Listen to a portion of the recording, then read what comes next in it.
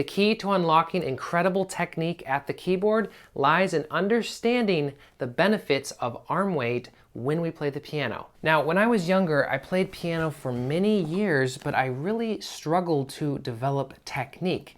And I practiced many different things to try to develop my technique as my teachers wanted, but there was still something missing.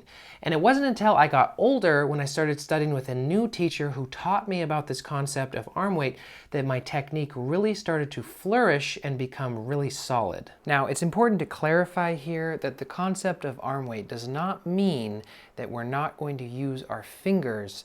All it means is that the primary means of putting the key down is using the weight of our arm instead of just a pressing motion in the finger. Now, the main reason why this concept is not all that popular even today is that the world's leading teachers typically don't really teach technique, so then all of the people who study with them don't really teach technique either.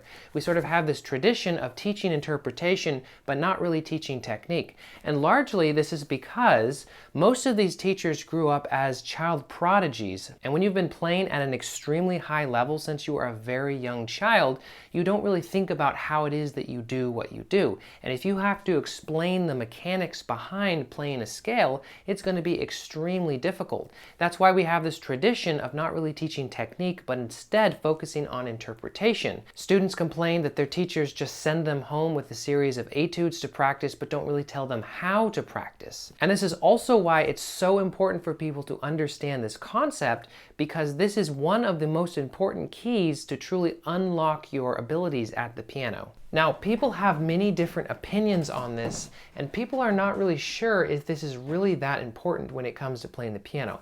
But I think the best way to convince you that this is a valid way of playing the piano and truly is more efficient is by having you do a simple experiment at home that anyone can do right now. So what you want to do is you want to take your hand and you're going to play a note on a piano or a keyboard. Let's say the index finger. And what I want you to do is I want you to hinge at the elbow, let your whole hand and your arm and all of your fingers move together. And what I want you to do is I want you to feel as though you just sort of drop into the keyboard and then make sure that you're sitting at the bottom of the key. So you don't want to feel like you're pressing with that finger, but you want to feel like you're supporting the weight of your arm all the way through down to the tip of your finger, okay? If your finger kind of collapses a little bit, it's okay. So once you do that, notice how efficient and easy and effortless this really is. Now, compare that to if I hover above the keyboard like so, and I stab my finger downward and press with my finger, making sure that my arm and my hand and everything is staying very, very still. You can do this with all of your different fingers, by the way, and you might notice it more on other fingers than just that index finger. But what I want you to notice is that the one way is easy and effortless, and you could literally sit in the bottom of the key for as long as you want and almost never get tired.